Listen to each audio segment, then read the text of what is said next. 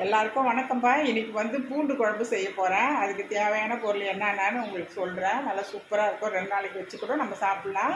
அதுக்கு சிம்பிளாக எது வீட்டில் இருக்கோ அதை வச்சு நம்ம வறுத்தோ, ஒரு பொரிச்சோ, ஒரு கருவாடோ, ஒரு அப்பளமோ, ஒரு கோஸ் பொரியலோ என்ன இருக்கோ அது சாப்பிட்லாம். நான்வெஜ்ஜில் மட்டன், சிக்கன் அந்த மாதிரி கூட சாப்பிட்லாம். அது எப்படி வேணாலும் சாப்பிட்டுக்கலாம். 2 நாளைக்கு அது நம்ம குழம்பு செய்யணும்னு அவசியம் இல்லை. 2 நாளைக்கு வச்சு யூஸ் பண்ணிக்கலாம். சூப்பராக இருக்கும். தேவையான பொருள் என்னென்னு உங்களுக்கு சொல்லி கொடுக்குறேன். இப்போது பூண்டு குழம்புக்கு தேவையான ரெசிபி என்னென்னு நான் உங்களுக்கு சொல்கிறேன். வெறும் பூண்டு குழம்பு மட்டும்தான் நம்ம அது ஒரிஜினலாக செய்ய போகிறோம். அந்த காலத்துலலாம் செய்வாங்கள்ல, பாட்டி அம்மா, எங்கள் அம்மாலாம் அப்படி தான் செய்வாங்க. அந்த மாதிரி உங்களுக்கு சொல்லி கொடுக்க போகிறேன். அது தேவையான பொருள் என்னன்னு பார்க்கலாம். சின்ன வெங்காயம் நல்லா ஒரு 4 கிலோ வாங்கினேன். அது 4 கிலோ உரிச்சிட்டேன். அது 200 கிராம் தான் இருக்கும்னு நினைக்கிறேன். மற்றதெல்லாம் தூள் போயிடுச்சு. இப்போ பூண்டுன்னா நல்லா பெரிய பெரிய பூண்டு ஒரு 5-8 உரித்து நல்லா வச்சுருக்கேன். நல்லா எவ்வளோ பெருசாக இருக்குது பாருங்கள். 5 பூண்டு உரித்து வச்சுருக்கேன். தக்காளி 300 கிராம் இருக்குது. கருவேப்பிலை இருக்குது. மஞ்சப்பொடி இருக்குது. மிளகாய்த்தூள், குழம்பு மிளகாய்த்தூள். அப்புறம் புளி தேவைக்கு ஊற வச்சுருக்கேன். ரொம்ப புளிப்பு போட வேணாம். அது ரொம்ப நல்லா இருக்காது. அந்த டேஸ்ட்டு பூண்டு குழம்புக்கு டேஸ்ட்டு வராது. நம்ம ஒரு கடாயை வைக்கிறோம். கடுகு போடுறோம், வெந்தயம் போடுறோம், சீரகம் போட்டுட்டு அதுக்கப்புறம் பூண்டு, அந்த சின்ன வெங்காயம் எடுத்து நல்லா வதக்கி எடுத்துகிட்டு அதுக்கப்புறம் தக்காளி போட்டு அது மேலே உப்பு போடுறோம். உப்பு போட்டு நல்லா வதக்கி எடுத்துகிட்டு மிளகாத்தூள், மஞ்சத்தூள் போட்டு நல்லா வதக்கிட்டு புளியை நம்ம கரைச்சி வச்சுருக்கோம் இல்லையா, அது நம்ம ஊற்றிக்கலாம். அதுக்கப்புறம் கொஞ்சம் நாட்டு சக்கரை இருந்தால் நாட்டு சக்கரை, வெள்ளம் இருந்தால் வெள்ளம், சும்மா கொஞ்சம் ஃப்ளேவருக்கு கொஞ்சம் போட்டுக்கலாம். அதுக்கப்புறம் லாஸ்ட்டாக நம்ம இறக்குறப்போ கஸ்தூரி மேத்தி சும்மா கொஞ்சம் அதுக்கு லேசாக தூவி இறக்கிட்டோம்னா கம்மன்னு இந்த கல்யாண பந்திலெலாம் வைப்பாங்க பாருங்கள். இந்த பூண்டு குழம்பு, வத்த குழம்புலாம் அந்த ஸ்டைலில் இது நல்லா ஹோட்டல்லலாம் வைப்பாங்க பாருங்கள். அந்த மாதிரி வந்துடும். சூப்பராக இருக்கும். இப்போ நம்ம செஞ்சு ஆரம்பிக்கலாம். கடாய் நல்லா காஞ்சிடுச்சு. இப்போ நம்ம தேவையானது எண்ணெய் ஊற்றிக்கலாம். நான் கடலை எண்ணெய் ஊற்றி செய்கிறேன். நல்லெண்ணெய் இருந்தால் நல்லெண்ணெய் ஊற்றிக்கோங்க. இப்போ கடலை எண்ணெய் தான் இருக்குது. நல்லெண்ணெய் இப்போ காலி ஆகிடுச்சு, வாங்கணும். இப்போ இது வெந்தயம் வச்சுருக்கேன், கடுகு வச்சுருக்கேன், சின்ன பெருங்காயம் வச்சுருக்கேன், கொஞ்சம் சீரகம் வச்சுருக்கேன். நம்ம இதை போட்டு தாளிப்பு கொடுத்துக்கலாம். நான் முதல்ல பெருங்காயம் சொல்லலை, அதுக்கப்புறம் மறந்துட்டேன். அதுக்கப்புறம் பெருங்காயம் சொல்லி வச்சேன். பெருங்காயம் போட்டுக்கலாம். இப்போ வெங்காயமும் சின்ன வெங்காயமும் பூண்டும் ரெண்டுமே ஒன்றா சேர்த்து கருவேப்பிலை எல்லாமே போட்டு நல்லா என்ன பண்ணிக்கலாம், நல்லா வதக்கணும். நல்லா ப்ரௌன் ஆகணும். அப்போ தான் அந்த பூண்டு ஃப்ளேவர் நல்லா இறங்கி குழம்புல சூப்பராக டேஸ்ட் நல்லாயிருக்கும். தீயை கொஞ்சம் லேசாக அணைச்சிட்டு அதுக்கப்புறம் நம்ம வெங்காயம் பூண்டை போட்டுக்கணும். கூட கருவேப்பிலை போட்டுக்கணும். இதில் கொத்தமல்லி போடணுன்னு அவசியம் இல்லை. கொத்தமல்லி போட்டால் வேறு ஃப்ளேவரில் மாறிடும். கொத்தமல்லி வேண்டாம், வெறும் கருவேப்பிலை தான் போடணும். நம்ம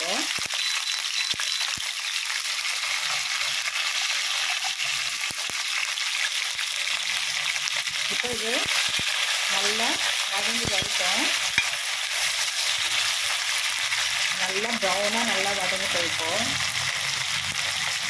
வெங்காயமும் பூண்டும் நல்லா சூப்பராக நல்லா ப்ரௌனாக நல்லா வதங்கி நல்லா குழம்புக்கு ஏற்ற மாதிரி ஆயிடுச்சு. இப்போ தக்காளியில் உப்பு போட்டு வச்சுருக்கேன். தேவையானது உப்பு நம்ம போட்டோம்னா சீக்கிரம் வதங்கிடும்.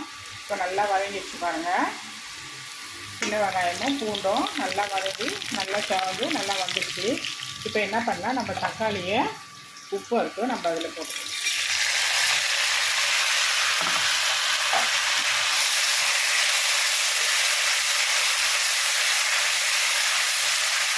இப்போ இது நல்லா ஒரு 10 நிமிஷத்துக்கு நல்லா கலந்து நல்லா வதங்கணும். ஏன்னா உப்பு போட்டுறதுனால நல்லா வதங்கி வரைக்கும்.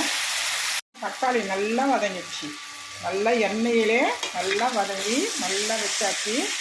இப்போ நம்ம மஞ்சள் பொடியும் மிளகாய் தூளும் போட்டுட்டு புளி ஊற்றிக்கலாம். இப்போது நல்லா செவந்து நல்லா வந்துட்டு பாருங்கள்.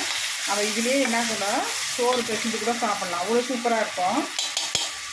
ஒரு சிலர் என்ன பண்ணிடுவாங்க, இந்த தொக்கையை கொஞ்சம் எடுத்து சோறு பிசைஞ்சு சாப்பிட்ருவாங்க. அதே மிளகாய் தூள் போடுறேன் தேவைக்கு.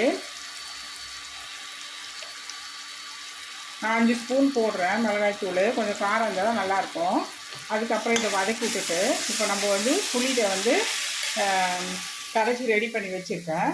இப்போ இந்த புளி தனியாக இதில் ஊற்றிக்கலாம். எவ்வளோ திக்கு வேணுமோ அதுக்கேற்ற மாதிரி நம்ம ஊற்றிக்கலாம்.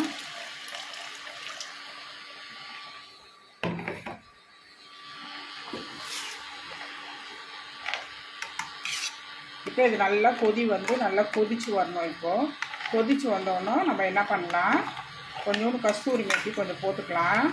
அதுக்கப்புறம் வந்துட்டு நம்ம நெய் கொஞ்சம் விட்டுக்கலாம். நல்லாயிருக்கும், டேஸ்ட் நல்லாயிருக்கும். உப்பு பார்த்துக்கோங்க, தேவை எவ்வளோ உப்பு இருக்கோ அந்த உப்பு பார்த்துக்கோங்க.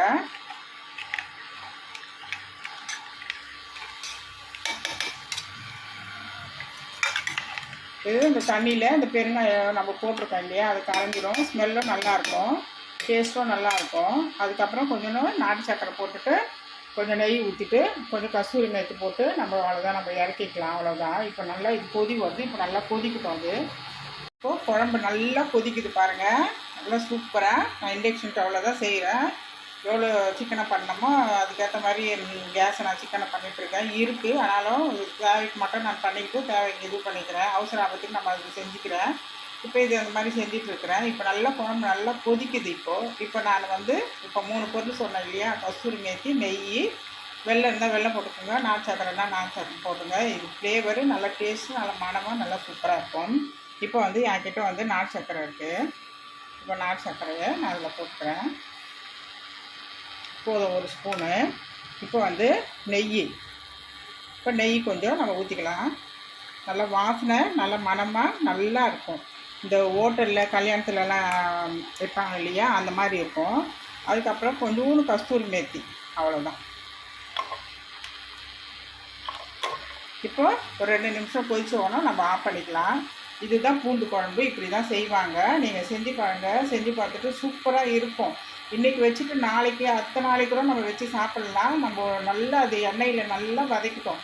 நான் வெறும் இப்போ கடலை எண்ணெய் போட்டு நல்லா வதக்கினேன். நீங்கள் நல்லெண்ணெய் ஊற்றினா கூட ஊற்றிக்கலாம். அதனால் சூப்பராக இருக்கும். லேசாக கசப்பு கொடுக்காதனால நான் ஊற்றலை. அதனால் கடலை எண்ணெய் ஊற்றிட்டு நான் செஞ்சேன். இன்றைக்கி சாப்பிட்டு நைட் சாப்பிட்டு மறுநாள் சாப்பிட்டு அடுத்த நாளுக்கு சாப்பிட்டாலும் செம்ம சூப்பராக நல்லா டேஸ்ட்டு எதுவுமே ஆகாது, நல்லா சூப்பராக இருக்கும். நீங்கள் ஃப்ரிட்ஜில் வச்சுட்டு கூட ஒரு 2 நாளைக்கு நீங்கள் வச்சு நீங்கள் யூஸ் பண்ணி சாப்பிட்லாம். இதை நீங்கள் வீட்டில் செஞ்சு பாருங்கள். மறக்காத அந்த வீடியோ பார்த்துட்டு விட்டுறாதீங்க. சப்ஸ்கிரைப் பண்ணுங்கள். அப்போ தான் நான் இன்னொன்னா நான் செய்ய முடியும். அப்போ தான் எனக்கு ஒரு ஆசைகள் இருக்கும். அதனால் பாய், தேங்க்யூ. இதை செஞ்சு பாருங்கள். ஒரு அப்பளம், கருவாடு சூப்பராக இருக்கும், சிக்கன் நல்லாயிருக்கும், மட்டன் நல்லாயிருக்கும், ஒரு கேரட் பீன்ஸ் பொரியலும் நல்லாயிருக்கும். வெஜிடேரியனுக்கு நம்ம பொரியல், கோஸ் பொரியல் அந்த மாதிரி வச்சு சாப்பிட்லாம். இந்த மாதிரியான இது நான்வெஜ் இருந்தாலும் அந்த மாதிரி சாப்பிட்லாம். ஒரு கருவாடு, ஒரு எது இருக்கோ கருவாடு தான் சூப்பராக இருக்கும், அது நல்லாயிருக்கும். நீங்கள் செஞ்சு இந்த மாதிரி சாப்பிட்டு பாருங்களேன், நல்லாயிருக்கும். பாய், தேங்க்யூ.